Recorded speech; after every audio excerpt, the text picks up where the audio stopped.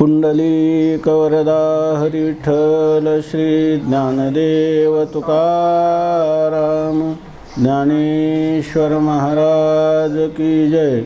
गोपाल कृष्ण भगवान की जय।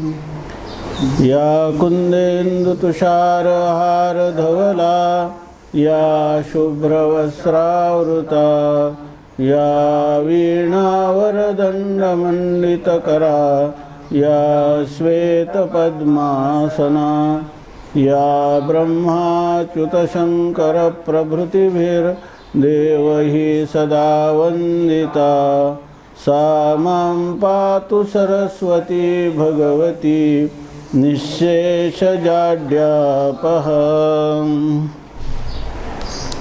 जयांचे केलिया स्मरण होय सकळ विद्यांचे अधिकरण तेची वंदू श्रीचरण श्री गुरूंचे।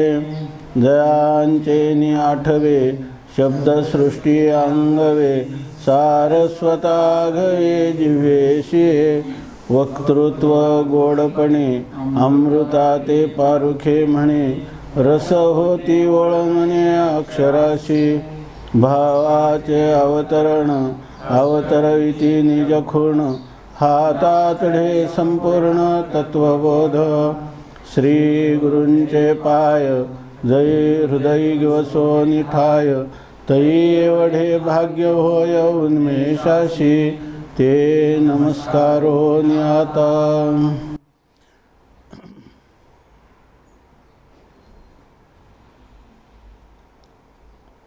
श्री भगवानुवाच इदं शरीरं कौन्तेय क्षेत्रमित्यभिधीयते एतद्यो इति तं प्राहुः क्षेत्रज्ञ इति तद्विदः।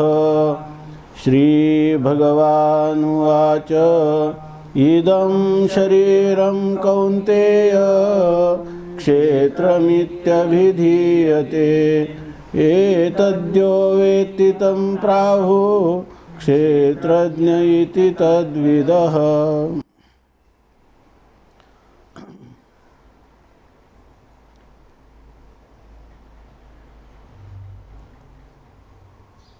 मनुष्य जन्माची खरी कृतार्थता ही ब्रह्मज्ञान संपादन करण्यात आहे किंवा मी कोण आहे या प्रश्नाचं उत्तर शोधण्यासाठीच ईश्वरी सत्तेमध्ये हा मानवदेह भगवान परमात्म्याने आपल्याला प्राप्त करून दिलेला आहे।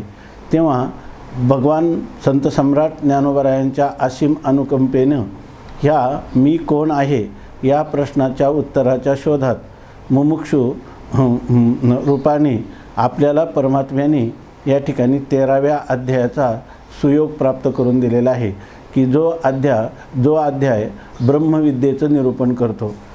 आपण संत सम्राट भगवान ज्ञानोबरायांनी केलेलं जे 13व्या अध्यायाचं मंगलाचरणाच्या 6 ओव्यांचं चिंतन केलं आणि आता यानंतर भगवान परमात्मा अर्जुनाशी जो ह्या कुरुक्षेत्राच्या रणांगणावर संवाद करीत आहेत, युद्धभूमीवर या ठिकाणी हा अध्यात्म संवाद चालू आहे।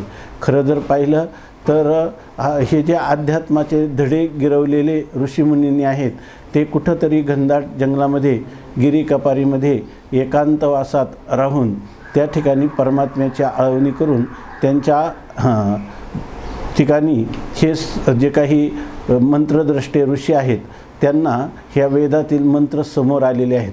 हे वेदातली मंत्र म्हणजे ही समाधी भाषा आहे, परंतु त्याच वेदाचं संपूर्ण तात्पर्याचं निरूपण करणारा असा ह्या अध्यात्मविश्वामध्ये ज्ञानेश्वरी नावाचा अपूर्व ग्रंथ निर्माण झाला आणि जो भगवंताने रणांगणावर सांगितलेला आहे। वास्तविक हे ज्ञान जे आहे हे ज्ञान एकांतात अनुभवायचं साधना करण्याचा असणारं ज्ञान, परंतु या ठिकाणी हे एक आश्चर्य आहे की अर्जुनाला हे सम्रांगणावर किंवा युद्धभूमीवर या ठिकाणी सांगितलं जात आहे। हे का तर गीतेचं हेच वैशिष्ट्य आहे की तुम्हाला आम्हाला रात्रंदिना महायुद्धाचा प्रसंग, आंतरबाह्य जग आणि मन, आपल्याला रात्रंदिवस एक प्रकारचं आंतर्मनामध्ये चाललेलं द्वंद्व आणि बाह्य विश्वामध्ये व्यावहारिक किंवा लौकिक जीवन व्यवहारामध्ये आपल्याला सारखं सुख दुःख पाप पुण्य जय पराजय याला सारखा द्वंद्वामध्ये आपलं मन जे आहे ते सारखं युद्ध करत असतं। तेव्हा हे आंतरद्वंद्व आणि बाह्य द्वंद्व ह्या दोन्ही द्वंद्वामध्ये आपल्या अंतःकरणाची वृत्ती स्थिर राहील आणि ती स्थिर राहील। आपल्या आपलं जे वास्तव स्वरूप आहे आत्मस्वरूप आहे त्या आत्मस्वरूपात स्थिर राहील आणि आत्मस्वरूपात स्थिर राहत असताना जीवन जगण्याची एक कला भगवद्गीता किंवा भगवान परमात्मा अर्जुनाच्या माध्यमातून आपल्याला शिकवित आहे। स्वामी महाराज सांगायचे की जीवन कसं जगायचं तर आत्मज्ञान संपादन करायचं आणि आत्मज्ञान संपादन केल्यानंतर त्या पुरुषाला जीवनामध्ये प्रारब्ध प्राप्त ही सुखदुःख जरी प्राप्त झाली तरीसुद्धा त्याच्यामध्ये समान कसं राहायचं ही कला तो शिकतो। त्यासाठी ते बाबा गर्देंचं एक पद सांगायचे ती एकाच काली भोगितो ज्ञानी संसार परमार्थ दोन्ही सरोवरा माझ्या अर्धा बुडाला वरी ऊन खाली शीतळ पाणी एकची काली भोगितो ज्ञानी संसार परमार्थ दोन्ही। याचा अर्थ असा आहे की आता ह्या कडक ऊन दुपारी असताना जर कोणी इंद्रायणीच्या पात्रामध्ये कमरेपर्यंत पाण्यात उभा राहिला तर त्याच्या कमरेखालचा भाग शीतळ आहे आणि वर मात्र घामाच्या धारा चालू असतात। याचं कारण सूर्य तळपत असतो। तसं प्रारब्ध प्राप्त दुःखाचे डोंगर आपल्यावर जरी कोसळले आणि त्याच्यामुळं आपल्याला आध्यात्मिक आधिभौतिक आणि आधिदैविक ही त्रिविध प्रकारची दुःख भोगताना जरी तो महात्मा दिसला तरी ह्या आपल्या अन्याच्या दृष्टीने आहे, पण त्याच वेळेला तो मात्र जसा हा पाण्यामध्ये उभा राहिलेला पुरुष एकची काली एकाच कालामध्ये कसा असतो वर ऊन आणि खाली शीतळ पाणी त्याप्रमाणे हा अंतःकरणातली द्वंद्व परिस्थितीमध्ये देखील हा जो पुरुष आहे तो अंतःकरणाने शीतळ असतो म्हणजे सच्चिदानंद स्वरूप आत्मा मी आहे या बोधावर असल्यामुळं त्याला बाहेरची येणारी सुखदुःख ती कोणत्याही प्रकारे जाणवत नाही। अशी जी जीवन जगण्याची कला आहे ज्याला आर्ट ऑफ लिव्हिंग असं आपण म्हणतो तर ती खरी भगवद्गीतेनं शिकवलेली आहे आणि त्याप्रमाणे हे जे तत्त्वज्ञान संपादन केल्याशिवाय म्हणजे ब्रह्मज्ञान संपादन केल्याशिवाय दुसऱ्या कशाने हे दुःख दूर होत नाही। आपण चिंतन केलं तमेव विदित्वा अतिमृत्युमेती तम एव विदित्वा अतिमृत्युमेती याचा अर्थ आहे की त्या परमात्म्याला आत्म्याला जो जाणतो त्या जाणूनच त्याला ह्या मृत्यूचा अतिक्रमण करता येतं। तो मरणभयातून मुक्त होतो दुःखातून कायमचा निर्मुक्त होतो आणि त्याला दुसरं सांगतात की नान्य हा पंथा विद्यते अयनाय याला दुसरा कोणताच मार्ग नाही। म्हणजे याचा अर्थ त्या आपल्या करपात्रीजी स्वामींनी असं याचं चिंतन केलं तम एव विदित्वा एव अतिमृत्युमेती एव याचा अर्थ असा एव म्हणजे चकार म्हणजे त्यालाच जाणलंच तर त्या मनुष्याला मृत्यूतून उल्लंघन निश्चितच आणि होतच अशा प्रकारची स्थिती आहे। म्हणजे याचा अर्थ आपल्याला मी कोण आहे या प्रश्नाचा उलगडा गीता करून देत आहे। ही यात प्रस्थानत्रयी जी आहे गीता उपनिषद आणि ब्रह्मसूत्र याच्यामधलं गीता हे एक स्वतंत्र दर्शन आहे। केवळ गीता दर्शनाचा वाटाड्या किंवा आपल्याला जर पांथिकाला मिळाला तर तो आपल्या मुक्कामापर्यंत गंतव्यस्थानापर्यंत जाऊ शकतो अशा प्रकारच्या गीतेतल्या अक्षरांची योजना आहे। ह्या गीतेतलं एक एक अक्षर म्हणजे एका अक्षरामध्ये असे माझा रमाकांत साक्षात ये गीतेची अक्षरे जेतुलिका कर्णाद्वारे रेकुले तितुले होते पुरे अश्वमेध असं गीतेतलं एक एक अक्षर कर्णरंध्रातून कानाच्या बिळातून आपल्या हृदयापर्यंत गेलं तर एक एक अक्षराचं चिंतन म्हणजे एक एक अश्वमेध यज्ञाचं पुण्य प्राप्त होतं। एवढं अदृष्ट स्वतः गीतेचं महात्म्य वर्णन करताना गीता महात्म्यामध्ये माऊलींनी वर्णन केलेलं आहे। तर यामध्ये हे जे आत्मज्ञान आहे त्या आत्मज्ञानाचं वर्णन करणारा हा अध्याय आहे आणि आजपासून काल आपण मंगलाचरण पाहिल्यानंतर आता ह्या अध्यायामध्ये आपण यथाशक्ती यथामती प्रवेश करण्याचा प्रयत्न करू। या अध्यायातला प्रथम हा श्लोक आहे इदं शरीरं कौन्तेय क्षेत्रम इति अभिधीयते एतद यः वेत्ति तम प्राहु क्षेत्रज्ञ इति तद्विदाः।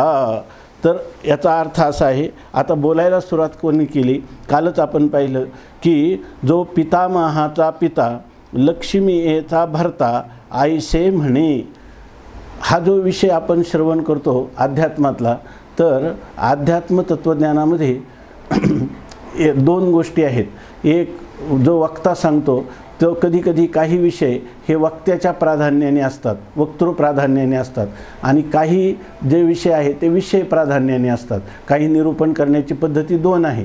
जसं आपण म्हणतो संक्षेपाने सांगायचं, थोडक्यात सांगण्याची पद्धती आहे, सूत्ररूपाने सांगण्याची पद्धती आहे, दुसरी व्यास पद्धती आहे, विस्ताराने सांगण्याची पद्धती आहे, समास आणि व्यास पद्धती असं त्याला म्हणतात। तशीच ही एक पद्धती आहे की वक्तृ प्राधान्य, जो सांगतो त्याला जर त्याचा अनुभव असेल तरच तो पुरुष हे सांगू शकतो, आणि ज्याला अनुभव आहे अशा अनुभूती संपन्न स्वतः ज्याला त्या वस्तूचं प्रत्यक्ष ज्ञान आहे त्याने जर कथन केले तरच श्रवण करणाऱ्याला त्या पदाचा आणि पदाचा अर्थ पदार्थाचं ज्ञान त्याला होऊ शकतं। नाहीतर एखादा स्वामी महाराज सांगायचे की एका विद्यार्थ्याने गुरुजींना विचारलं की व्यासपीठ म्हणजे काय, तर त्या गुरुजींनाच व्यासपीठ माहीत नव्हतं। मग त्यांनी सांगितलं, अरे ते सोपं आहे, जसं ज्वारीचं पीठ, गव्हाचं पीठ, तसं एक व्यास नावाचं पीठ आहे म्हणे। म्हणजे त्यांना वाटलं व्यास नावाचं एखादं धान्य आहे, कारण व्यासपीठ काय हे त्यांना माहीत नव्हतं। म्हणून जे त्या पदार्थाची ओळख करून देण्यासाठी ज्याला त्याचा प्रत्यक्ष अनुभव आहे, तुकाराम महाराज म्हणतात, अनुभवे आले अंगा ते या जगा देत असे। आम्हाला जे अनुभवाला आलं तर तुकाराम महाराज म्हणतात, तुका म्हणे चाखोनी सांगे मज अनुभव आहे अंगे। तुकोबाराय म्हणतात, सेवितो हा रस वाटितो अनिका घ्यारे होऊ नका रानभरी। मी स्वतः ह्या रसाचं सेवन करतो आणि मग तो रस तुम्हाला वाटतो, म्हणून अनुभूतीचं जे शब्द आहेत ते शब्द परिणामकारी श्रोत्यावर होत असतात। म्हणून कधी वक्तृ प्राधान्याचं महत्त्व आहे। जर एखादा मनुष्य श्रोत्रिय म्हणजे शास्त्राचं कितीही ज्ञान असेल परंतु त्याला अनुभूती नसेल तर तो शिष्याला त्या ठिकाणी शास्त्र शिकूनही त्याला अनुभूतीवर किंवा आत्मानुभूतीवर आरूढ करू शकत नाही, कारण त्याला स्वतःलाच ब्रह्मात्मैक्य ज्ञान झालेलं नाही, त्या ब्रह्माची अपरोक्ष अनुभूती आलेली नाही।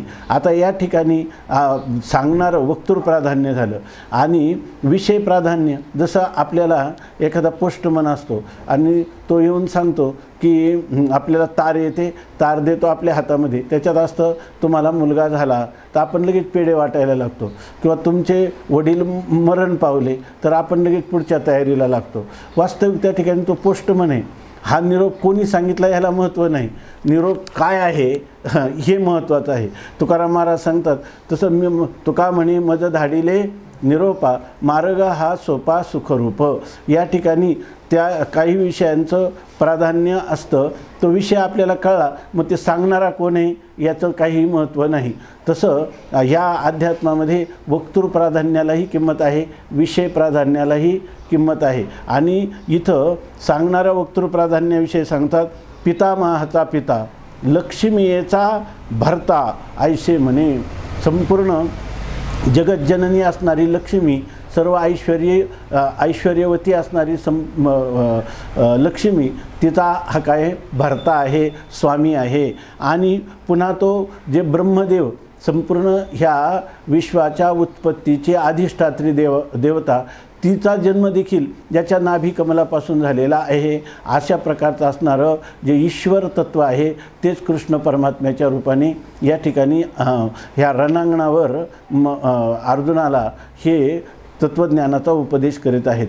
म्हणून आपल्या जीवनामध्ये आपल्याला जरी रात्रंदिवस अनेक प्रकारचं जीवाही आगोज पडती आघात येऊन या नित्य वारू, रात्रंदिवस आपल्याला जे काही द्वंद्वाला सामना करावा लागत आहे तर त्याच्यामध्ये द्वंद्वाविषयी त्याला सामोरं जात असताना, युद्ध करीत असतानाच आपण अनेक संकट किंवा प्रतिबंध यांच्यावर मात करून ईश्वर भक्तीचा आश्रय करून परमात्म्याच्या आधाराने, आपण साधू संतांच्या शास्त्राच्या आधाराने आपल्या सत्सद विवेकबुद्धीचा उपयोग करून आपण ह्या अर्जुन जसा नष्टो मोहा स्मृतिर्लब्धा त्वत्प्रसादान्मया च्युत गतोस्मी स्थितोस्मी गतसंदेहा करिष्ये वचनम तव. अर्जुन म्हणतो, देवा तुझं श्रवण केलं आणि माझा सगळा नष्टो मोहा, माझा सगळा मोह नष्ट झाला, मला माझ्या स्वरूपाची स्मृती झाली आणि आता यापुढं मी तू जे सांगशील त्याप्रमाणे करील. अशी जशी अर्जुनाचा आत्मविश्वास, इतक्या अत्युच्च कोटीचा अनुभव फलपर्यवसायी अशा प्रकारचा वृद्धिंगत झालेला आहे, त्याप्रमाणे तुमचा आमचा देखील अशा प्रकारचा अभ्यास व्हावा आणि आपल्यालाही ही अनुभूती यावी म्हणून ही गीता मया या ठिकाणी आपल्या हृदयात प्रवेश करू पाहत आहे. आणि म्हणून या 13व्या अध्यायाचं जे काही चिंतन आहे ते आता सुरू होत आहे. याच्यामध्ये आपल्याला दुसरं काही येणार नाही, याच्यामध्ये दुसऱ्या कथा नाहीत, यामध्ये केवळ आत्मकथा आहे. लोक रामायण कथा, भागवत कथा ऐकतात, परंतु ज्ञानेश्वरी ही आत्मकथा आहे. असं सांगतात की यामध्ये ज्ञानेश्वरी जर ही ब्रह्मज्ञानाने गोमटा म्हणजे ब्रह्मज्ञानाने शोभायमान झालेला अशा प्रकारचा हा अलौकिक अद्वितीय असा तत्त्वज्ञानाचा ग्रंथ आहे. किंबहुना जे काही वेद कांडत्रय निरूपिणी श्रुतीचं हे कोडीसवानी गीता पद्यरत्नाची लेणी लिहिली आहे. माऊली स्वतः सांगतात की या ठिकाणी ही जी गीता आहे काय अद्वैत तत्त्वज्ञान सांगणारी गीता म्हणजे केवळ अद्वैत सिद्धांतच प्रतिपादन करते असं नाही. या ठिकाणी कर्मकांड, उपासनाकांड आणि ज्ञानकांड जेवढा वेदाचा विषय आहे तोच विषय साररूपाने अत्यंत त्याच्यातल्या गुह्याचं प्रगट गुह्य बोले या ठिकाणी गुह्य असणारे सिद्धांत जे आहेत ते गीतेमध्ये प्रकट रूपाने भगवंतांनी प्रगट केलेले आहेत आणि ज्ञानेश्वर महाराजांनी त्याच गोष्टींचं निरूपण ह्याच्यामध्ये केलेलं आहे. तर ह्या कर्मकांड आणि उपासनाकांड 2 होऊन गेलेले आहेत. 13व्या अध्यायामध्ये ज्ञानकांडाला आरंभ झालेला आहे. याचं जर आपण बारकाईनं पाहिलं तर ह्या विचार जो आहे तर सर्व लोक याचे अधिकारी नाहीत. म्हणून ज्यांनी कर्म या जन्मात किंवा पूर्वजन्मामध्ये निष्काम कर्म केलेलं आहे, ज्या कर्मामध्ये कर्म करीत असताना मी ह्या कर्माचा कर्ता आहे असा अभिमान ठेवला नाही, त्या कर्मापासून मला अमुक एक फल ऐहिक किंवा पारलौकिक प्राप्त व्हावं अशी इच्छाही केलेली नाही आणि कर्म तर केलेलं आहे, परंतु ते कर्म जे आहे ते स्वे कर्मण्यभिरतः संसिद्धिं लभते नरः स्वकर्मनिरतः सिद्धिं यथा विंदती तच्छृणु. आपल्या वाट्याला आलेलं जे कर्म आहे ते कर्म म्हणजे तया सर्वात्मका ईश्वरा स्वकर्म कुसुमांची वेरा पूजा केली होया अपारा तोषा लागी मग ती पूजे रिझलेनी आत्मराजे वैराग्य सिद्धी देजे पसाये तया. या ठिकाणी आपण केलेलं कर्म हे कोणी पुष्प आहेत आणि ती पुष्प आपण परमात्म्याची सेवा म्हणून त्याच्या पदकमलावर समर्पण करण्यासाठी ही कर्मरूपी पुष्प वाहत आहोत.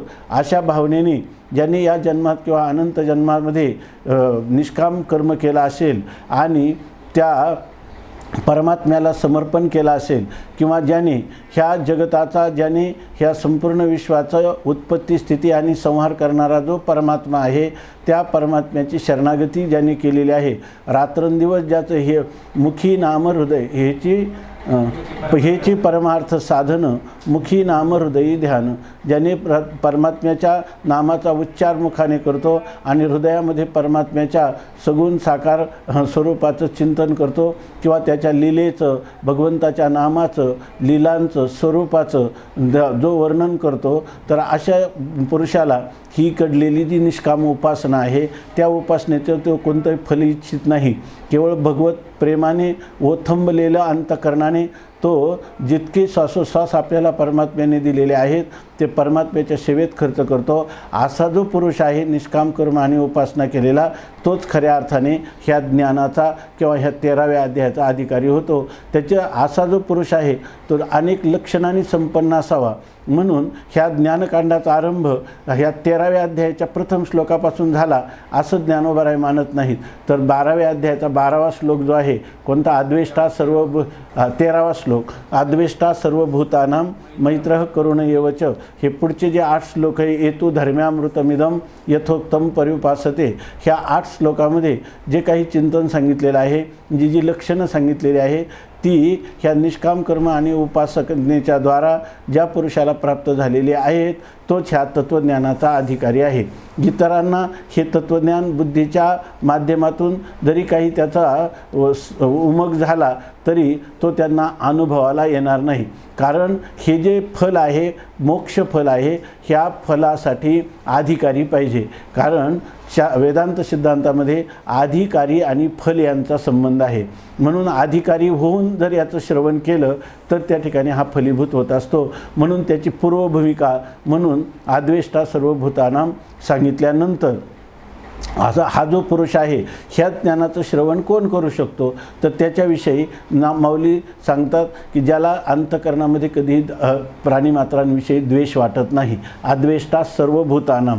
नंतर जो सर्व प्राणीमात्रांच्या विषयी मैत्री ज्याच्या अंतकरणात आहे, सर्वांच्या विषयी स्नेह भावना आहे, आत्मीयता आहे. नंतर त्याच्या अंतकरणात करुणा म्हणजे दया आहे. दुसऱ्याचं दुःख हे आपलंच दुःख आहे, दुसऱ्याचं दुःख पाहून ज्याचं अंतकरण द्रवीभूत होतं अशा प्रकारचा असणारा हा पुरुष आहे. नंतर त्याच्या ठिकाणी कोणत्याही प्रकारचा निर्मम म्हणजे त्याला कशाही विषयी जगातल्या ह्या भौतिक विषयांविषयी ममत्व नाही. हे शरीर माझं आहे किंवा शरीर संबंधी माझे आहेत अशा प्रकारचं ममत्व नाही. नंतर त्याला कधी निर्मोह निरहंकार ज्याच्या अंतकरणात अहंकार नाही असा जो भक्त आहे तो भक्त मला सर्वात अधिक आवडतो असं. नंतर ज्याच्या अंतकरणामध्ये सुख दुःख दोन्ही जो समान मानतो, स्वप्नातील सुख दुःख जशी दोन्ही आपल्याला काही वाटत नाही त्याप्रमाणे जो जीवनामध्ये सुख दुःखाचा विचार करण्यापेक्षा परमात्म्याचा विचार करतो असा भक्त मला आवडतो. तो क्षमावान असतो. म्हणजे आपल्याजवळ सामर्थ्य असलं तरी दुसऱ्याने आपला अपराध केला तर त्या अपराधाचं शासन करण्याचं स्वतःच्या ठिकाणी सामर्थ्य असूनही जो त्याला पुन्हा कोणत्याही प्रकारचा प्रतिकार करत नाही असा क्षमाशील अंतकरणाचा असला पाहिजे. नंतर सांगतात संतुष्ट सततम योगी यतात्मा दृढनिश्चया मय्यर्पित मनोबुद्धीर योमद्भक्त समे प्रिया. जणू काही 13वा अध्याय प्रवेश करण्यासाठी लागणारा अधिकार माऊलींनी ह्या 12व्या अध्यायात भक्ताच्या भगवंताच्या आवडत्या भक्ताच्या लक्षणांचं निरूपण करण्याच्या रूपाने या ठिकाणी ह्या अधिकाराचाच विचार सांगितलेला आहे. तर त्याच्यामध्ये सांगतात की जसं सतत संतुष्ट असला पाहिजे. म्हणजे ज्या वेळेला दुःखाचा प्रसंग येतो त्यावेळेलाही त्याच्या अंतकरणामध्ये कोणत्याही प्रकारची गजबज होत नाही.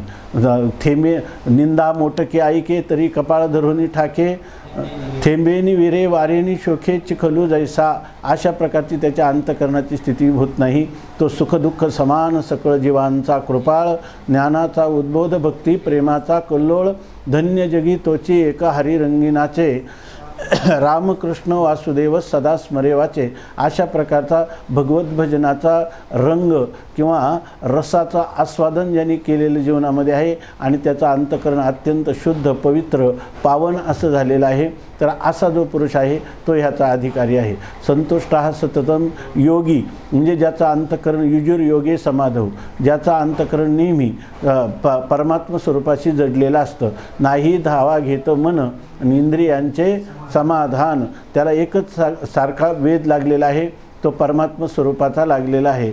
आणि ही संतुष्टता जी आहे ती त्याची नित्य राहते. जसं तुकाराम महाराजांच्या जीवनामध्ये जरी दुष्काळ आला, लोकांमध्ये अवमान झाला, दुष्काळे आटेला द्रव्य नेला मान, श्री एक अन्न करिता मिली, तरी तुकाराम महाराजांच्या अंतकरणावर परिणाम झालेला नाही.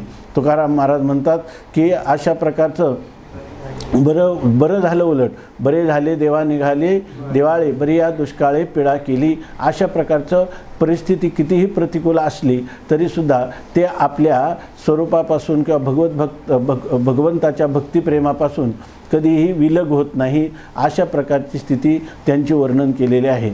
म्हणून या ठिकाणी म्हणतात सतत संतुष्ट आहे. आणि याशिवाय काय आहे, यथात्मा ज्यांनी आपल्या स्वतःच्या इंद्रियांचा आणि मनाचा निग्रह करतात. जो मनुष्य मन मानेल तसा व्यवहार करतो, स्वैराचारी जीवन असतं, त्याला हे तत्त्वज्ञान कधीच उपयोगी होत नाही. त्यांनी जरी तत्त्वज्ञान केलं तो शब्द तरी त्याला बुद्धीच्या माध्यमातून कळले, त्याने ऐकले किंवा सांगितलेही तरीसुद्धा त्याला त्याची अनुभूती येत नाही. कारण अनुभूतीसाठी अशा प्रकारचं एक अंतःकरणाची भूमिका संपादन केल्याशिवाय हे ज्ञान त्याच्या हृदयामध्ये कधीही अभिव्यक्त होत नाही किंवा अनुभव फल देण्याला समर्थ होत नाही.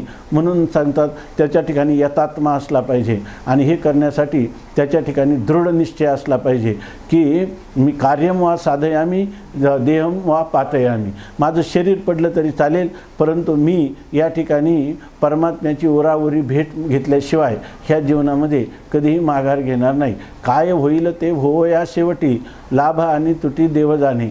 पण मी मात्र ह्या परमार्थाच्या माझ्या साधनेपासून काही झालं तरी च्युत होणार नाही अशा प्रकारचा दृढ निश्चय असला पाहिजे.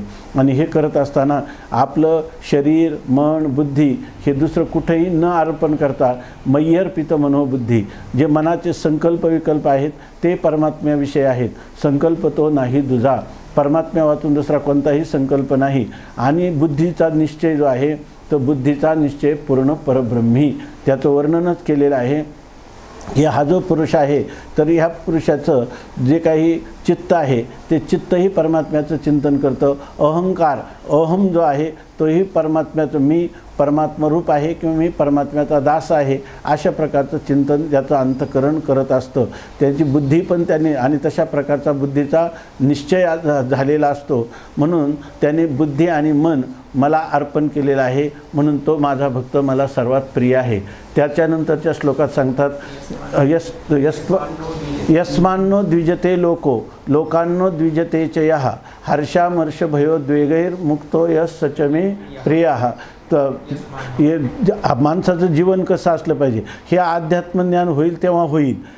परंतु जर मनुष्याला खऱ्या सुखाची इच्छा असेल आणि व्यवहारातही जीवन जर त्याचं सुखदायी असं जीवनामध्ये आपल्याला सुखाचा भोग व्हावा असं वाटत असेल तर जगातला कोणताही प्राणी मात्र तो वैदिक असो अवैदिक असो कोणत्याही धर्माचा असो जातीचा पंथाचा लिंगाचा तरी ही लक्षणं जर ज्याच्या ठिकाणी आहेत तर त्या मनुष्याच्या जीवनामध्ये दररोज नित्य नूतन वृद्धिंगत होणारं असं सुख आहे की ज्या सुख वाढल्याशिवाय राहणार नाही. ही खरी जीवन जगण्याची कला आहे.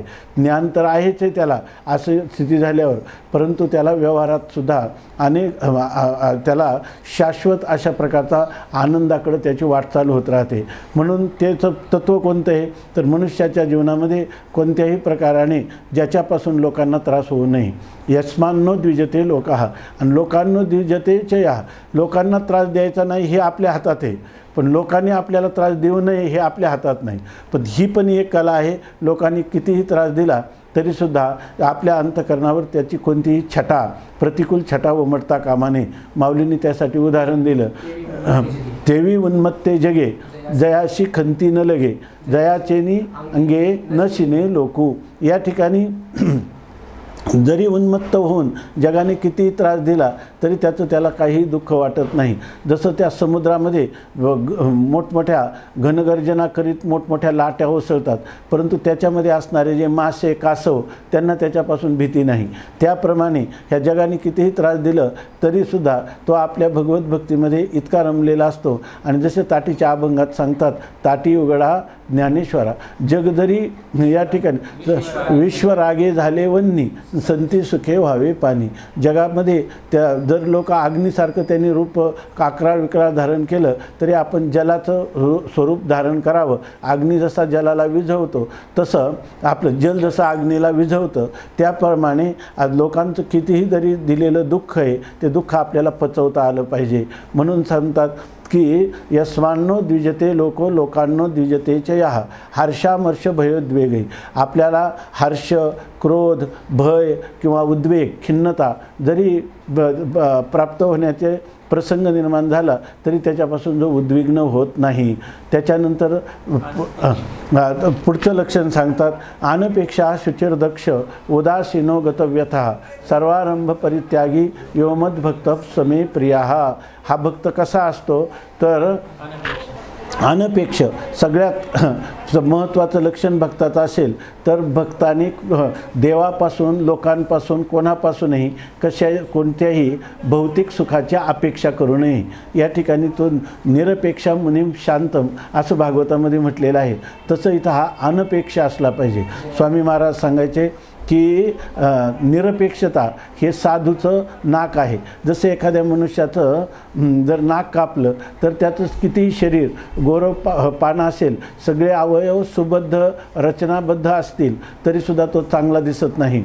त्याप्रमाणे जर मनुष्य कितीही विद्वान असला, तपस्या करणारा असला, परंतु जर त्याच्या ठिकाणी दुसऱ्यापासून आपल्याला काहीतरी अपेक्षा करेल तर अपइच्छा, इच्छा म्हणजे पाहणं, अपइच्छा म्हणजे याचा अर्थ ज्याचा डोळा जर एखाद्या मनुष्याचा तिरळा असेल किंवा अंध असेल तर जसं त्याच्या चेहऱ्यावर तो शोभत नाही, तसं निरपेक्षता हे साधूचं नाक आहे. म्हणून मनुष्याने कोणत्याही प्रकारची अपेक्षा करू नये. आणि असा निरपेक्षा शुचीही जो बाहेर असणाऱ्या जलाधिकांनी ह्या शरीराचं शौच करतो, मृत्तिका जलाधिकांनी, आणि आभ्यंतर आपल्या अंतःकरणात असणारे काम, क्रोध, लोभ, मद, मत्सर ह्या सर्व प्रकारचे जे विकार आहेत तर ह्या विकारांनी रहित ज्याचं अंतःकरण आहे ते आभ्यंतर शौच आहे.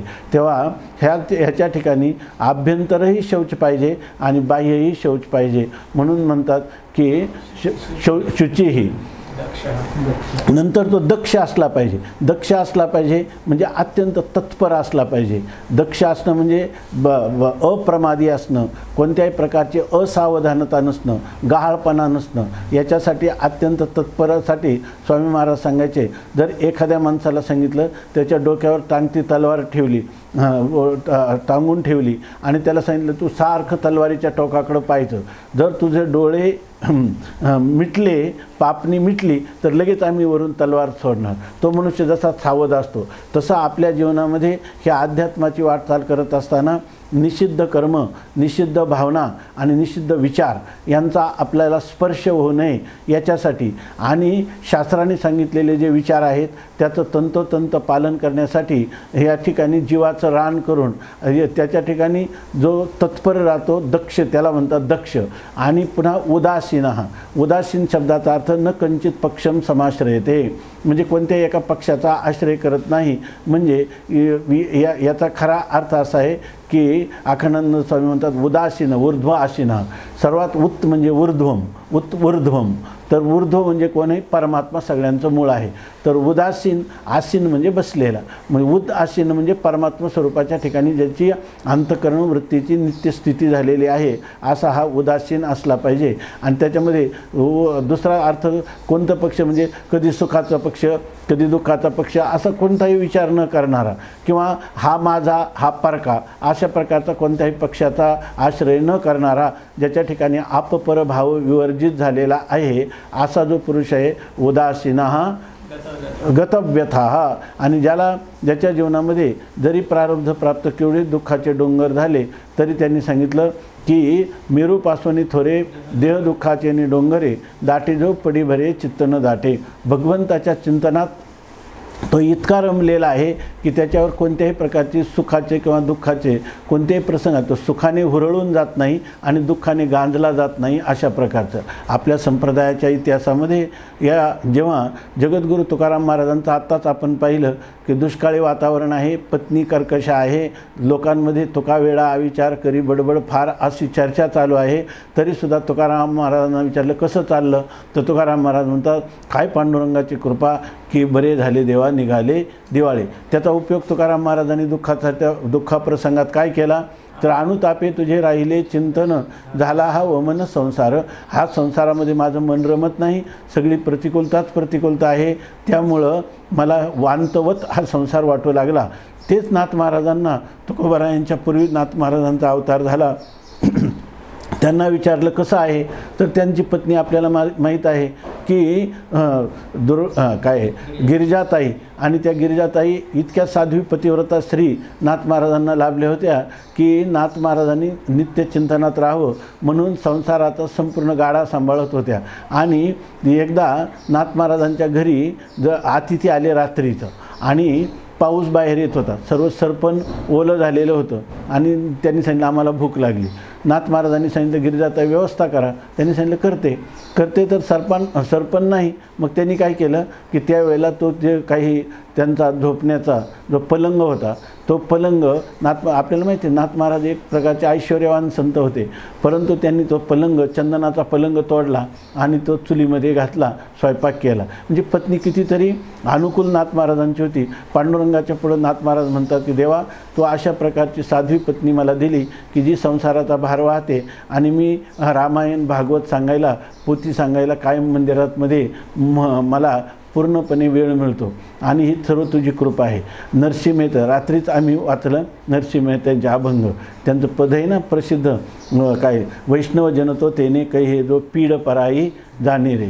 तर नरसिंह मेहता जे मेवाडमध्ये संत, राजस्थानमध्ये दुष्काळी प्रांतातले संत, आणि जेव्हा त्यांच्याकडे दुष्काळ पडला भयंकर आणि सर्व त्यांची जनावरं ढोरं सर्व मरण पावली, बायका मुलं, त्यावेळेला ते आपल्या अस्थिपंजर देहाने तीर्थयात्रेच्या निमित्ताने जेव्हा पांडुरंगापुढे आले, तेच पांडुरंगाला प्रार्थना करतात, भलू थयू भागी जंजाळ सुखी भजीसू श्री गोपाळ.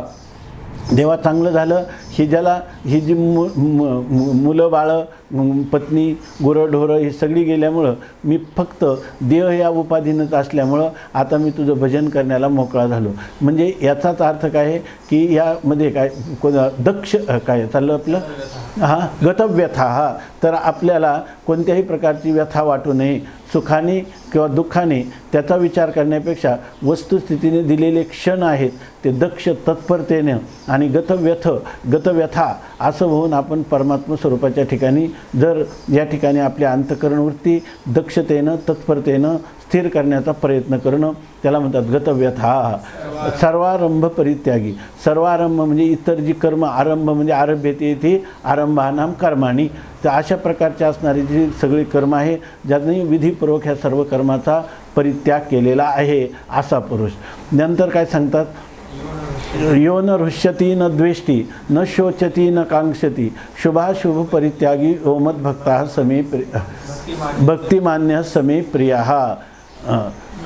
यो न हृष्यती, चांगल्या गोष्टी अनुकूल झाल्या म्हणून हर्षित होत नाही. न द्वेष्टी, प्रतिकूल असलं म्हणजे त्याचा द्वेष करत नाही. न कांक्षती, कशाची इच्छा करत नाही. न शोचती, ज्या आपल्या प्रिय वस्तूचा वियोग झाल्यानंतर त्याच्या अंतःकरणात शोक होता कामा नये. तुम्ही म्हणाल की 13व्या अध्यायाचं चिंतन चालू आहे आणि 12व्या अध्यायाचंच क्रमाने निरूपण चालू आहे आणि ते श्लोकाचं निरूपण चालू आहे. श्लोकाचं निरूपण का, तर हे जे धर्माला अनुसरून असणारं ही जी लक्षणं आहेत, ही लक्षणं जर असतील तरच 13वा अध्याय ऐकण्याचा अधिकार आहे. मग तुम्ही म्हणाल मग आता आमच्याजवळ तर नाही, मग आता आम्ही ऐकतच नाही, असा अर्थ नाही. जो ज्ञानवान पुरुष आहे तर तो ज्ञानवान पुरुषाच्या ठिकाणी ही लक्षणं असतात. ही जी लक्षणं सांगितली ही केवळ भक्ताची नाही, तर ही कोणाची, ज्ञानी भक्ताची लक्षणं आहेत. तेव्हा तुम्हाला अशा प्रकारची भक्ती जरी ज्ञानी भक्ताच्या ठिकाणी सहज असतात, त्याला प्रयत्न वाचून सहज त्याच्या ठिकाणी असतात, स्वाभाविक असतात आणि तीच तुम्हाला आम्हाला काय करायची, अभ्यासाने प्राप्त करायची. म्हणून ही लक्षणं आपल्याला जी साधकाची सिद्धाची लक्षणं असतात, सिद्धस्य लक्षणानी साधकस्य साधनानी भवंती. सिद्धाची जी लक्षणं असतात ती साधकाची काय असतात, साधना असतात. म्हणून आपल्याला ही साधनावर आपण आरूढ राहिलं पाहिजे. आणि बघा की जीवनामध्ये ज्या लोकांना शांतपणे झोप येत नाही, झोपेच्या गोळ्या घेऊन सुद्धा रात्रंदिवस तळमळ चालू असते, लक्षाधीश कोट्याधीश असूनही ज्यांना समाधान प्राप्त होत नाही, कीर्ती आहेत, मोठमोठे मंत्री आहेत, परंतु त्यांना शांती ज्याला म्हणतात ती शांती प्राप्त होत नाही. याचं कारण काय आहे, जोपर्यंत मनुष्य वेदाची जी आज्ञा आहे, श्रुती स्मृतीच्या आज्ञा, त्या आज्ञेचं उल्लंघन करतो. शास्त्राने सांगितलेलं आहे की तुम्ही मनुष्य जीवनात आले ना तर तुम्हाला काय, मातृदेवो भव, पितृदेवो भव, आचार्य देवो भव, अतिथी देवो भव. आता तुम्हाला सुख पाहिजे ना तर आम्ही सांगतो देवाची स्वरूप आहेत. कोण, माय बापे केवळ काशी तेने न जावे तीर्थाशी, सकळ तीर्थाचे धुरे जे हे का माता पितरे तया शिवेशी शरीरे लोन कीजे. या ठिकाणी आई वडील हे साक्षात परमात्म्याचे स्वरूप आहे. तुम्हाला दुसरी मूर्तीपूजा करण्याची सुद्धा गरज नाही. नंतर आपल्या घरी आलेला अतिथी हा साक्षात परमात्म्याचं रूप आहे आणि आपल्या घरी आलेलं आपल्या असणारे जे आचार्य गुरु, ते गुरु हे साक्षात परमात्म्याचं स्वरूप आहे. आणि असं जर केलं तर तुमच्या जीवनामध्ये सुखाची रेलचेल आहे. जो मनुष्य गुरु शास्त्र आपलं गुरु, अतिथी आणि माता पिता ही जर परमात्म्याची रूप आहेत, त्यांची उपेक्षा करून त्यांनी दुसरं कोणतंही कार्य केलं तर त्या कार्यामध्ये त्याला पूर्णपणे यश प्राप्त होत नाही. कारण त्यांनी माम अवज्ञा वर्तसे, माझी अवज्ञा केली आणि मग अवज्ञा करून शास्त्राची आज्ञा काय, श्रुती स्मृती ममैव आज्ञा, श्रुती आणि स्मृती ह्या माझ्या आज्ञा आहेत. आणि जो पुरुष यांचं उल्लंघन करतो त्याला कधीही सुख प्राप्त होत नाही. आणि याच्या उलट जे लोक बाहेरून त्यांच्या ठिकाणी मोठं ऐश्वर्य दिसणार नाही, परंतु त्या अंतरामध्ये त्यांचा जो आनंद आहे तो आनंदाच्या लाटा आनंदाच्या डोहामध्ये उसळत असतात. कारण का, शास्त्राज्ञेचं पालन करतात. याच्या उलट आपण समाजामध्ये पाहतो की शास्त्र सांगतं निषिद्ध कर्म करू नका, शास्त्र सांगतं शराब मा पिब, मद्यपान करू नका, कलंजम मा भक्षयस्व, मांसाशन करू नका, सत्यम वद, सत्य बोला अशी आज्ञा करतं, असत्यम मा वद, असत्य बोलू नका. आता ह्या जीवनामध्ये ज्या ज्या लोकांनी ह्या असत्याचा किंवा मद्यपानाचा, मांसभक्षणाचा किंवा शास्त्राच्या आज्ञेचा अतिक्रमण उल्लंघन करून जे जीवन जगतात त्यांना विचारा की त्यांचं जीवन जर आपण पाहिलं, बाह्य त्यांनी किती चांगले कपडे घातलेले असो, समाजामध्ये त्यांना किती मान मरातब साहेब म्हणत असो, तरीसुद्धा आतमध्ये त्यांचं जीवन पाहिलं तर ते त्या ठिकाणी नरकातलं दुःख जे आहे ते जिवंतपणे भोगत असतात. म्हणून मनुष्याने खरं सुख काय आहे आणि खरं दुःख कशात आहे याचा निर्णय करायचा असेल तर दुःख हे पापाचं फल आहे आणि सुख हे पुण्याचं फल आहे. आणि पुण्य कशापासून मिळतं तर शास्त्राज्ञेचं पालन केल्यापासून मिळतं. पाप कशापासून होतं तर शास्त्राज्ञेचं उल्लंघन केल्यापासून होतं. म्हणून आपल्या जीवनामध्ये काही झालं तर तस्मात् शास्त्रम प्रमाणन्ते कार्याकार्य व्यवस्थितौ ज्ञात्वा शास्त्र विधानोक्तम कर्म कर्तुम अर्हसि. भगवान सांगतात की यासाठी आपण शास्त्राचं जे काही आज्ञा आहे त्या आज्ञेचं पालन केलं पाहिजे. इतकंच नाही, माऊली तर असं सांगतात की शास्त्र म्हणेल ते सांडावे, जे राज्यही तृण मानावे, घे म्हणितलिया न म्हणावे विषयी विरुद्ध. विष घ्या म्हटलं तर विष घ्यावं, राज्याचा त्याग कर म्हटलं तर त्याग करावा. आणि ह्यामध्ये मनुष्याला एक सात्विक धैर्य आणि सात्विक सुखाची प्राप्ती होत असते. त्या ठिकाणी रजोगुणी सुख किंवा राजस सुख किंवा तामस सुख याच्यापेक्षा सात्विक सुख हे अत्यंत निर्मळ, पावन, स्थिर स्वरूपाचं शांती देणारं असं आहे. आणि याचं आणखी एक महत्त्वाचं आहे की अशा पुरुषांनी जो वेदाज्ञेचं पालन करतो त्याच्या अंतःकरणाची शुद्धी होत असते, त्याचं अंतःकरण स्थिर होत असतं, त्याच्या अंतःकरणामध्ये सत्याचा शोध करण्याची जिज्ञासा उत्पन्न होते. ह्या गोष्टी केल्यामुळं त्याच्या जीवनामध्ये ईश्वर तत्व हे गुरुरूपाने त्याला प्राप्त होतं, त्याला उपदेश देतं, तो उपदेश ग्रहण करण्याची योग्यता त्याच्या ठिकाणी देतं आणि त्याला पूर्ण ह्या जीवनामध्ये जन्मा आले याचे आधी फळ झाले साचे अशा प्रकारची जी अनुभूती आहे ती अनुभूती त्याला प्राप्त होते. म्हणून सांगतात अजून काही लक्षणं सांगतात. शुभाशुभ परित्यागी भक्तिमान्य समे प्रिया. जीवनामध्ये कधी कधी सुख आणि दुःख येतात. जसं आकाशामध्ये ढग येतात आणि जातात तसं हे सुख आणि दुःख ही जीवनामध्ये एका पाठीमागे यश अपयश ही द्वंद्व येत जात राहतात. परंतु आकाश जसंच्या तसं राहतं त्याप्रमाणे आपली अंतःकरण वृत्ती त्यावेळेला अशा प्रकारची स्थिर ठेवण्याचा प्रयत्न करणारा असा जो पुरुष असतो तो मला सर्वात जास्त आवडतो. आणि शेवटीच्या श्लोकाचं समशत्रौच मित्रेच तथा मानापमानयोः शीतोष्ण सुखदुःखेषु समसंग विवर्जितः. यानंतर सांगतात की आपला शत्रू आणि मित्र ह्या दोन्हींच्या विषयी समान बुद्धी असली पाहिजे. याचं असं म्हणजे सांगतात की शत्रू आणि मित्र यांच्याविषयी समान बुद्धी असली पाहिजे. म्हणजे ही एक इतकी अंतःकरणाची मनुष्याची उदात्त आणि उदार औदार्यसंपन्न अशा प्रकारची वृत्ती आहे की ज्या पुरुषाच्या ठिकाणी ही वृत्ती आली शत्रू आणि मित्र समान मानण्याची, तर त्याच्या ठिकाणी अनेक प्रकारचे तत्र उपतिष्ठन्ति सिद्धया, त्याच्या जीवनामध्ये त्याला अनेक प्रकारच्या सिद्धी किंवा अध्यात्मातल्या अनुभूती प्राप्त करण्याची योग्यता प्राप्त होते. म्हणून म्हणतात समाः शत्रौच मित्रेच तथा मानापमानयोः. याच्या परमात्मा असा शत्रुमित्राला समान मानणाऱ्या त्या शत्रूचासुद्धा सद्बुद्धी देतो, त्याचं संरक्षण करतो. याविषयी सहज थोडंसं ओघाने आलं म्हणून सांगतो. आपल्या भारतामधील सर्व मान्य धर्मशास्त्राचे एक विद्वान म्हणून एक ऋषितुल्य जीवन म्हणून जे गणेश्वर शास्त्रीजी द्रविड आहेत, काशीला असतात. तर त्यांच्या वडिलांची एक गोष्ट त्यांनी सांगितली की ज्यावेळेला हिंदू मुस्लिम दंगल स्वातंत्र्यपूर्व कालामध्ये झाली, त्यावेळेला त्यांना एक मुसलमान त्यांच्या शेताचं म्हणजे हे पाहत होतं, त्याला काय म्हणतात, बटाईनं शेत दिलेलं होतं आणि तो तिथं काही जनावराचं दूध काढून तो दररोज त्यांना घरी पोच करत असे. पहाटेच तो दररोज दूध आणून द्यायचा. उत्तर काशीला त्यांची शेती आहे. तर तो काढून दूध आणून द्यायचा आणि त्याच वेळेला दंगल सुरू झाली, कर्फ्यू होता. परंतु त्या कर्फ्यूमध्ये मुस्लिम लोकांनी असं पाहिले की हे एक असणारे सनातनी ब्राह्मण आणि हे त्या लोकांच्या दृष्टीनं ब्राह्मण द्वेष अंतकरणात झाला आणि हे पुन्हा मुस्लिम द्वेष्टे आहेत अशी त्यांची धारणा झाली. म्हणून यांना मारण्यासाठी काय करावं. आता पहा, काशीमध्ये आताही गेलं तर असे वाडे किंवा त्या गल्ल्या अशा आहेत की आपल्याला कुठून प्रवेश करावा हे आजही लवकर सापडत नाही. त्या अजूनही त्या घरांच्या जुन्या घरांची रचना आहे.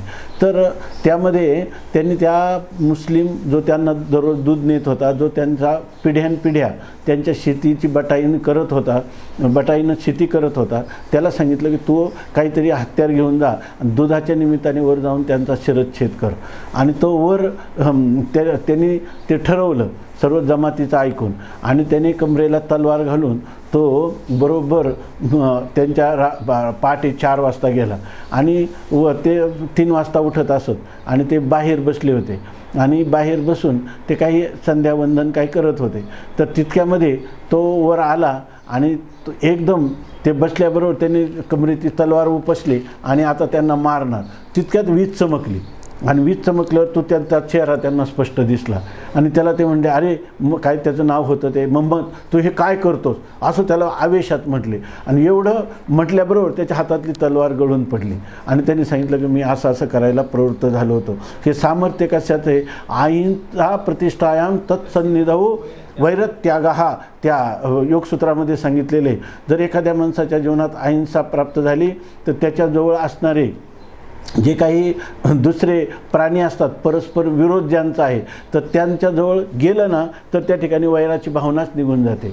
हे स्वामीजी आहेत ना, हे सर्पाच्या मेळाव्यात राहिलेले, तर ते म्हणे हे कोण सांगतं सर्प चावतो, सर्प आपला आत्मा आहे असं जर आपण पाहिलं तर त्या ठिकाणी तो आपल्याला काही करू शकत नाही. आपल्या इथे एक महात्मे आले होते पाठीमागं, तर त्यांना विचारलं, आपल्या पाठामध्ये आले होते संन्यासी, ते हिमालयात अत्यंत दुर्गम प्रदेशात जंगलात राहतात एकटेच एका गुहेमध्ये.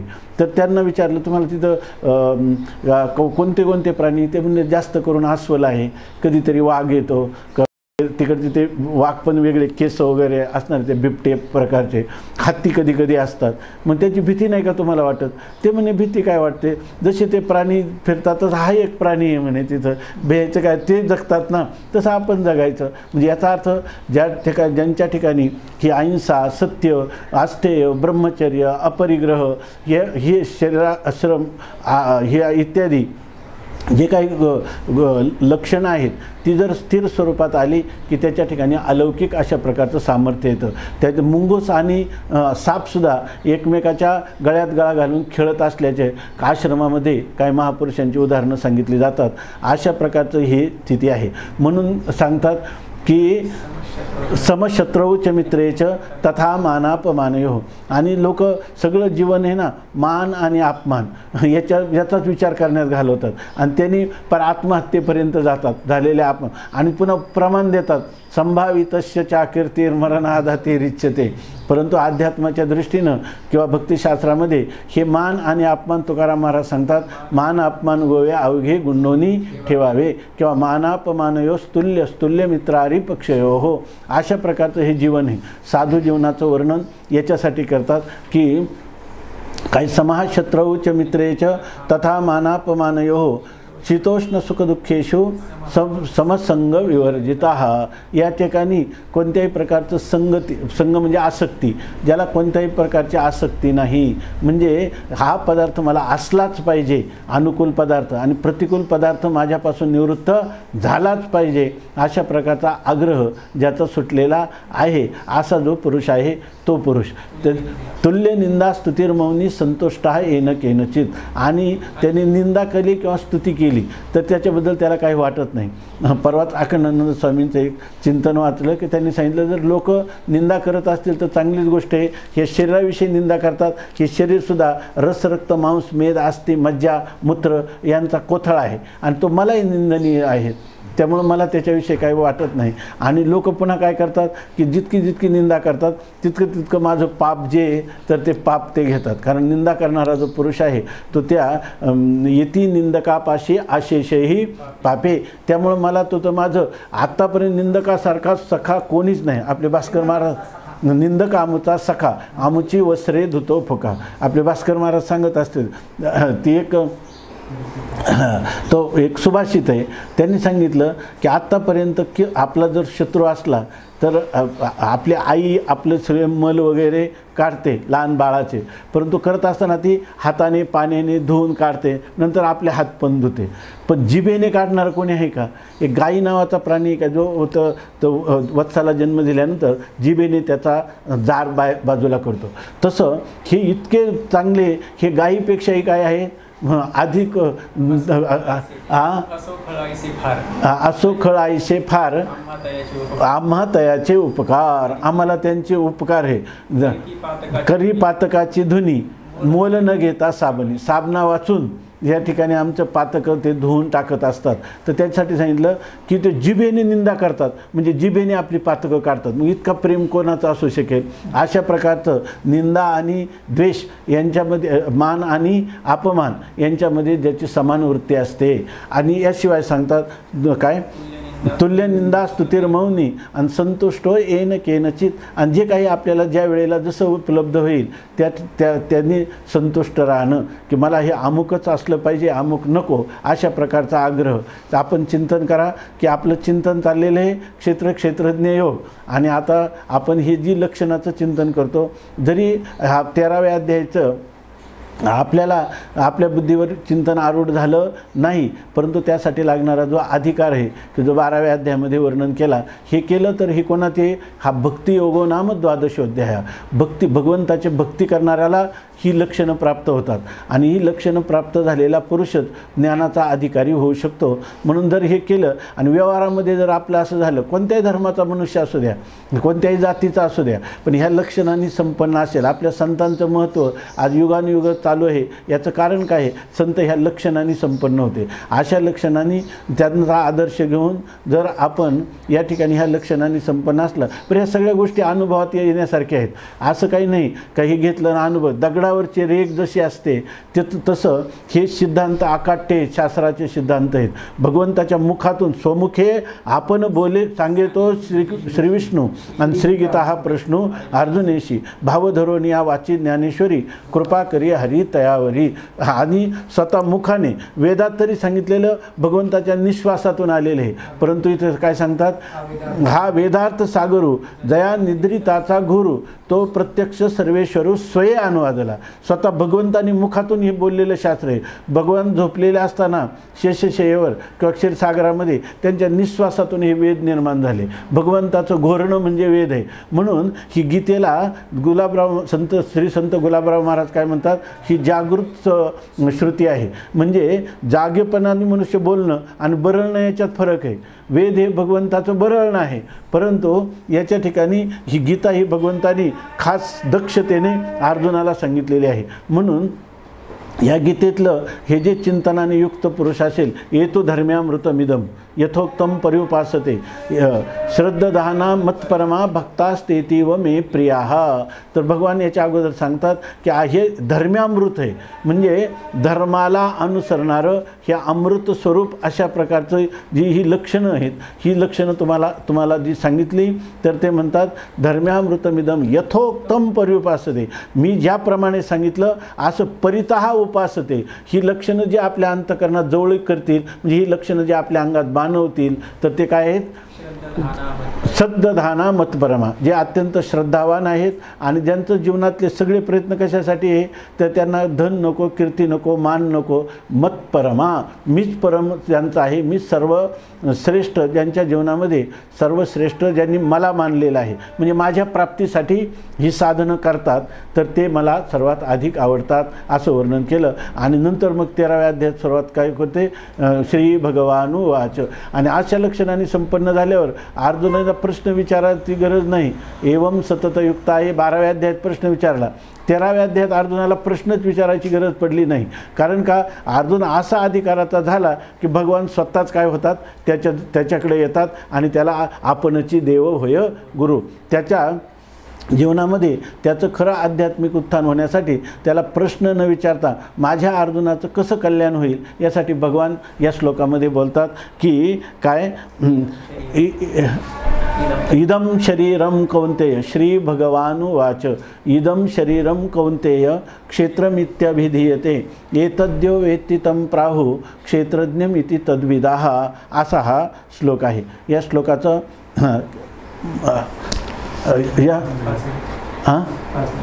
तर या श्लोकाचा आरंभ होत आहे आणि याच्यामध्ये श्री भगवानुवाच. श्री आपण कालच पाहिला ऐश्वर्य संपन्न असणारे भग शब्द कशाला? भगवान असं जे म्हणतात, तर त्याचं सांगितलं भग ऐश्वर्यस्य समग्रस्य धर्मस्य यशशाः श्रियः वैराग्यश्च मोक्षस्य शन्नाम भग इतिंगना किंवा इति रणा असा पाठ आहे. तर याच्यामध्ये सांगतात भगवान सांगणारं कोण आहे? तर भगवान आहेत, भगवान श्रीकृष्ण असं आपण म्हणतो. तर त्यांच्या ठिकाणी 6 लक्षणं ज्याच्या ठिकाणी असतात त्यांनाच भगवान असं म्हणतात. कोणतं पहिलं लक्षण सांगितलं? ऐश्वर्य. त्यांच्या ठिकाणी ऐश्वर्य आहे. आणि दुसरी गोष्ट काय? ऐश्वर्यस्य समग्रस्य, पूर्ण ऐश्वर्य आहे, यश आहे, नंतर धर्म आहे, नंतर श्री वैभव, ज्याच्या ठिकाणी वैभव आहे. एक ऐश्वर्य काय आहे की स्वतःच्या ठिकाणी संपन्नता असणं, आणि दुसरा श्री म्हणजे संपन्नता जी आहे, तर आपलं जे ऐश्वर्य आहे ते दुसऱ्याला देण्याचंही त्याच्या ठिकाणी सामर्थ्य आहे. अजून काय? वैराग्य, ज्याच्या ठिकाणी वैराग्य आहे. आणि मोक्ष जो देऊ शकतो, तर त्याला काय म्हणतात? भगवान असं म्हणतात. या 6 लक्षणांनी संपन्न असणारं तत्व, भगवत तत्व, ते या ठिकाणी अर्जुनाशी संवाद करत आहे. श्री भगवानुवाच. भगवान म्हणतात. हा एकच ह्या विशेष म्हणजे ह्या 13व्या अध्यायामध्ये ह्या पहिला श्लोक आहे आणि त्या पहिला एका श्लोकावर ज्ञानोबरायांनी एकच ओवी लिहिली. आपण पहिल्यांदा श्लोकाचं अन्वय आणि अर्थ पाहू आणि नंतर ओवीचा अर्थ पाहू.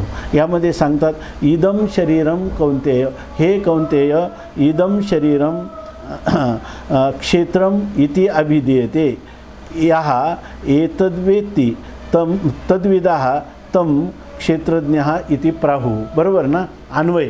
तर भगवान परमात्मा आता अर्जुनाला बोलण्याला आरंभ करत आहेत. श्री भगवान उवाच. श्री भगवान म्हणाले. काय म्हणाले? हे कौंतेय, हे कुंतीपुत्रा अर्जुना. या ठिकाणी अर्जुनाला विशेष जाणीव करून देतात. अर्जुनाचे अनेक विशेषणं ज्ञानेश्वरीमध्ये आलेली, त्यापैकी कौंतेय विशेषण अनेक वेळा आलेलं आहे. तर कौंतेय म्हणजे कुंतीचा जो पुत्र, त्याला म्हणतात कौंतेय.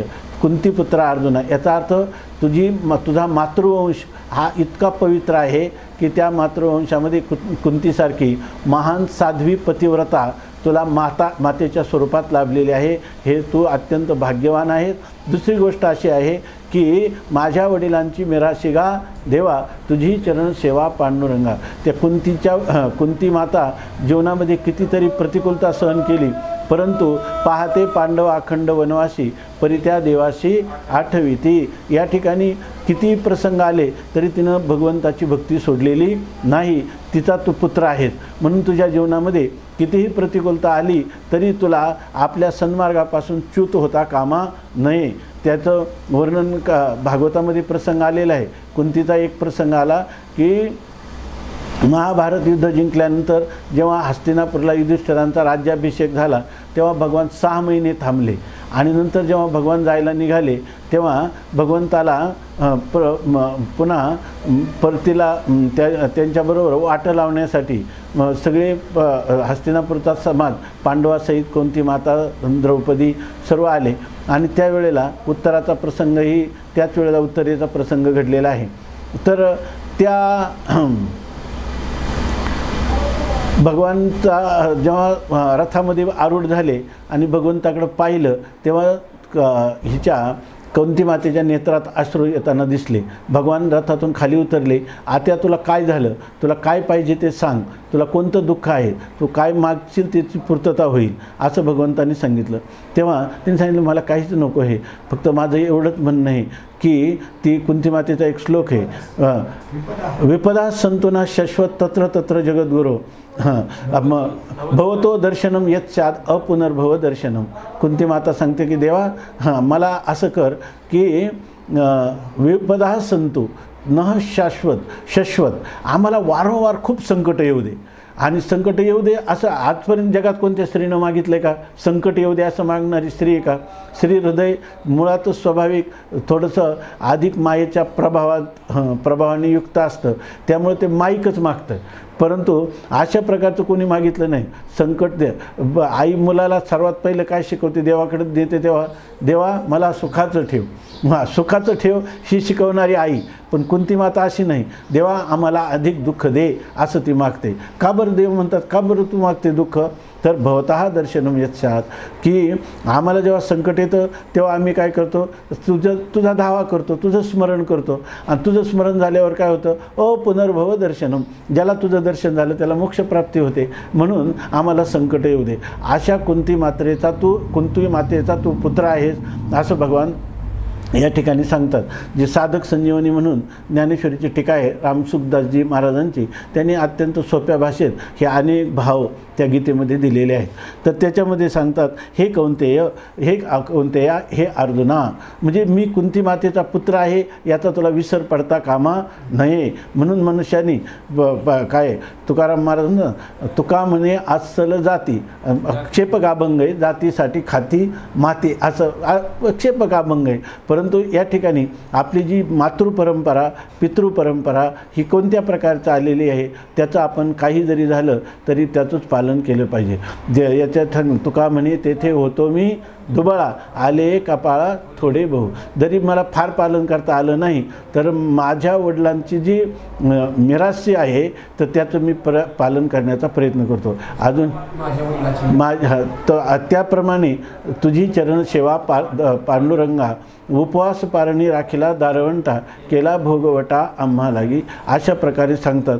आणि मग सांगतात हे कौंतेय आता तुला मी जे सांगणार आहे तर ते ह्या अध्यायाचं नाव काय आहे, क्षेत्रज्ञ विवेक. तेव्हा ते क्षेत्र आणि क्षेत्रज्ञाच्या रूपाने हा अध्याय सांगितला जाणार. परंतु क्षेत्र म्हणजे काय, क्षेत्रज्ञ म्हणजे काय याचं साधारणपणे आपल्याला स्वरूप समजलं पाहिजे. तेव्हा हे कौंतेया इदम शरीरम, हे जे आपलं शरीर आहे सरळ अर्थ त्याचा बाकीचं चिंतन आपण नंतर करू. इदम शरीरम ह्या शरीरालाच क्षेत्रम इति अभिधीयते, क्षेत्र असं म्हटलं जातं असं सांगतात. आणि एतद या वेत्ती, आणि जो याला जाणतो म्हणजे यस्मिन विषयी अभिमानम करोती, ज्याच्याविषयी अभिमान करतो म्हणजे हे शरीर माझं आहे असं जो म्हणतो तो, किंवा हे शरीर माझं आहे असं अभिमन्यते असा अभिमान धारण करतो. सा क्षेत्रज्ञ हा इति तद्विधा, ते क्षेत्रज्ञ यांचे जाणकार त्याला क्षेत्रज्ञ असं म्हणतात. म्हणजे शरीराला क्षेत्र म्हणतात. आता तुम्ही म्हणाल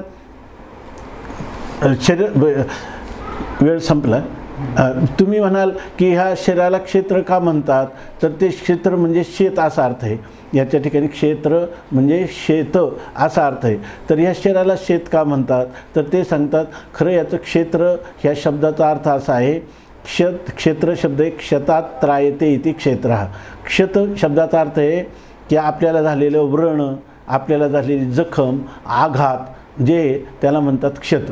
आपल्या जीवनामध्ये लोक म्हणतात तुम्हाला काही क्षती आहे का, म्हणजे तुम्हाला काही दुःख आहे का, तुम्हाला काही व्रण जखम, तुमच्या मनावर काही आघात किंवा शरीराला काही तुमच्या झालेली जखम असं काही आहे का, तर त्याला म्हणतात क्षत. आणि त्या क्षतात त्रायते, मनुष्याला क्षत कोणतं आहे जीवनामध्ये, हेच आहे की त्याला अनंत वेळा पुन्हा पुनरपी जननम पुनरपी मरणम. मनुष्य शरीराला आला की त्याला दुःख भोगावं लागतं. त्या शरीराला आला आणि दुःख नाही असं कधी होत नाही. आणि सगळं दुःखाचं मूळ अधिष्ठान कोण आहे, सगळ्या दुःखाचं अधिष्ठान हे शरीर आहे.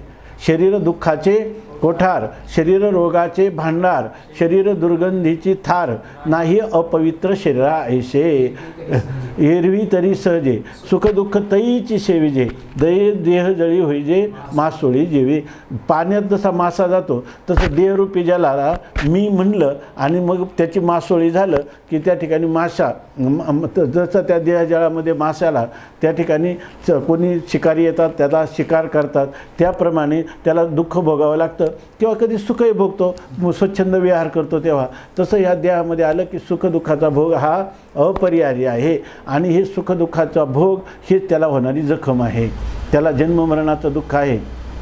त्याला आपण नियमित हे सांगण्याची गरज नाही. बाळपण गेले नेनता, तारुण्य दशे विषय व्यथा, वृद्धपणी प्रवर्तली चिंता, आणि मरे मागुता जन्मधरी. अशा प्रकारचं याचं जीवन आहे. आपण गर्भवासाचं दुःख म्हटलं तर काय सांगो गर्भीची यातना, आणि मज भोगिता नारायणा, मांस मळमूत्र जाना, तुझं क्षणक्षणाध्यातसे. आणि शेवट काय आहे, मज चालता प्रयाण काळी, आस्था न दिसती जवळी, मृत्तिके मृत्तिका कवळी, एकले मेळी संचिताचे. अशा प्रकारचं नाही त्या यमाशी करुणा, बाहेर काढिता कुडी प्राणा, वडाळ सापडे जैसे धान्या, चोर यातना भोगी जेती धरी जेती. अशा प्रकारची स्थिती आहे. त्या गर्भामध्ये त्याला किती दुःख, ते त्यांनी सांगितलं की त्या मातेने घेतलेला जो आहार आहे त्या तिखट खाल्लं तर त्याचा तर परिणाम होतो, उष्ण खाल्लं तरी त्याचा परिणाम होतो, कोवळी त्वचा आहे.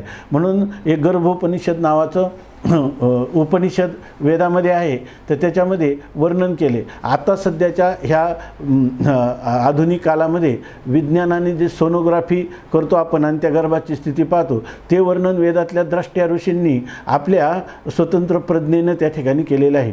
त्यांची ही समाधी भाषेमध्ये त्यांना हे सगळे सृष्टीतले सगळ्या प्रकारचे पदार्थ, त्या पदार्थांचं त्यांना ज्ञान आहे. म्हणून तुकाराम महाराजांनी सुद्धा ह्या गर्भोपनिषदाचा एका अभंगामध्ये अनुवाद केलेला आहे. एक वेळ करिया दुःखा वेगळे, दुरिताचे दाळे उगवणी. अशी स्थिती. तो गर्भ आहे ना, तो आमच्या आयुर्वेदमध्ये लिहिलेले आहे, आभुग्नो अभिमुखे शेते गर्भो गर्भाशये यथा. तो गर्भ जो आहे तो आपले दोन गुडघे जुळलेले असतात, मान खाली असते, हात त्याची छातीजवळ आलेले असतात साधारणपणे, आणि तो प्रार्थना करत असतो की ह्या गर्भवासाच्या दुःखातून मला सोडव. आणि आता मग मी काय करील, आठवीन पाय हा माझा नवस, रात्रीही दिवस पांडुरंगा. मी तर रात्रंदिवस तुझं चिंतन करत राहील. म्हणजे याचा अर्थ आपल्या जीवनामध्ये जे काही दुःख आहे, हे गर्भवासाचं दुःख, मरणाचं दुःख, बाल्याचं दुःख, तारुण्याचं दुःख, विषय भोगताना सुद्धा दुःख, विषय प्राप्त करताना दुःख, विषय गेल्यावर दुःख. म्हणजे जर सगळं पाहिलं तर सर्वम दुःखम दुःखम, सर्व दुःखच आहे. आणि हे दुःख कधी भोगता येतं, जर शरीराला आलं तर. म्हणजे याचा अर्थ हे शरीर जे आहे ना, शरीराला प्राप्त होणं हेच मोठं काय आहे, दुःख आहे. परंतु हे दुःख निवारण करण्याचं साधनसुद्धा काय आहे, जसं लोखंड कापायचं तर लोखंडाचीच करवत आहे, तसंच ह्या शरीराने तैसे येण्याची शरीरे शरीरा येणे सरे किंबहुना एरधारे चिरापडे. ह्या शरीरानेच पुन्हा आपल्याला शरीराला कधी येऊ नये अशा प्रकारचं केले होते याची जन्मे, अवघे विठोबाच्या नामे. तुका म्हणे वर्मे जाणोनिया करती तुका म्हणे वर्मे जाणून या तरती, अशा प्रकारची स्थिती आहे. म्हणून या ठिकाणी याला क्षेत्र म्हणतात. हे जे क्षेत्र म्हणजे क्षत आहे, ह्याचं त्रायते म्हणजे संरक्षण करतं. म्हणजे ह्या शरीराने जर आपण व्यवस्थित रीतीनं शास्त्र सांगेल साधू संतांच्या मार्गदर्शनाप्रमाणे आचार विचार आणि भावना केल्या तर आपण या संसारातून मुक्त होऊ शकतो. आणि शास्त्राने सांगितल्याच्या विरुद्ध जर आपण आचार विचार आणि भावना केल्या तर ह्या जन्ममरण परंपरेत पुन्हा पुन्हा येत राहतो. तेव्हा हे शरीराचं महत्त्व, याला शरीर का म्हणायचं, अनेक प्रकारच्या व्युत्पत्ती आहे. तर त्यामध्ये एक आहे की या ठिकाणी हे जे शरीर आहे क्षतात त्रायते इति क्षेत्रम, हे जे शरीररूपी क्षेत्र आहे ते आपल्या जन्ममरण परंपरेपासून आपल्याला काय करतं, मुक्त करतं. म्हणूनही याला क्षेत्र असं शरीर म्हणतात. इदम शरीरम कौंतेय क्षेत्रम इति अभिधीयते, ह्या शरीराला क्षेत्र असं म्हटलेलं आहे. आता पुढचं वर्णन सांगणारच आहे. आणि एतद्देव वेत्ती, आणि जे याला जाणतो म्हणजे ज्याला पाहतो किंवा पाहतो आणि हे माझं आहे असं म्हणतो, म्हणजे जो त्याचा करता भोगता किंवा ते देहधारी मी आहे असं भ्रमाने मानतो, त्याला काय म्हणतात, क्षेत्रज्ञ. त्याचं दुसरं नाव काय आहे, त्याला जीव असं म्हणतात किंवा चिदाभास असं म्हणतात. तर अशा प्रकारचा जो ह्या क्षेत्राला पाहतो त्याला काय म्हणतात, क्षेत्रज्ञ. कारण हे काय आहे, क्षेत्र जे आहे शरीर हे जड आहे, परंतु त्या जड शरीराला जेव्हा मी असं म्हणतो त्यावेळेला त्याला क्षेत्रज्ञ म्हणजे त्या क्षेत्राला जाणणारा असा तो जीव, त्याचा अभिमान धारण करणारा त्याला जीव असं म्हणतात. म्हणून म्हणतात इदम शरीरम कौंतेय, हे कौंतेया अर्जुना, इदम शरीरम ह्या शरीराला क्षेत्रम म्हणजे क्षेत्र इति अभिधीयते असं म्हटलं जातं. तद्विदाः जे ह्या क्षेत्रज्ञाचा विवेक जाणणारे लोक आहेत ते एतद या वेत्ती, ह्या क्षेत्राला जो जाणतो तम क्षेत्रज्ञ इथे प्राहू, त्याला क्षेत्रज्ञ असं म्हटलं जातं. माऊली या ठिकाणी सांगतात तरी पार्था परिशिजे देह हे क्षेत्र म्हणजे जो हे जाणे तो बोलीजे क्षेत्रज्ञ येथे. हे अर्जुना पार्था, आता जसं कोणते हे तर इथं पार्थ तू पृथापुत्र अर्जुन आहेस, म्हणून हे तू परिशिजे चांगलं लक्षपूर्वक ऐक. देह हे क्षेत्र म्हणजे ह्या देहाला क्षेत्र असं म्हणतात. आणि जो हे जाणे आणि जो ह्या क्षेत्राला जाणतो, जिथं जाणणं शब्दाचा अर्थ ह्या क्षेत्राला मी असं म्हणतो, तो येथ क्षेत्रज्ञ, तो या ठिकाणी त्याला क्षेत्रज्ञ असं म्हणतात. शरीराला क्षेत्र म्हणतात आणि त्या शरीराला मी, तो शरीर माझं असं म्हणणाऱ्याला क्षेत्रज्ञ असं म्हणतात. अशा प्रकारचा याचा सरळ अर्थ आहे. राहिलेला विचार उद्या करू. पुंडलिक वरदा हरी विठ्ठल, श्री ज्ञानदेव तुकाराम ज्ञाने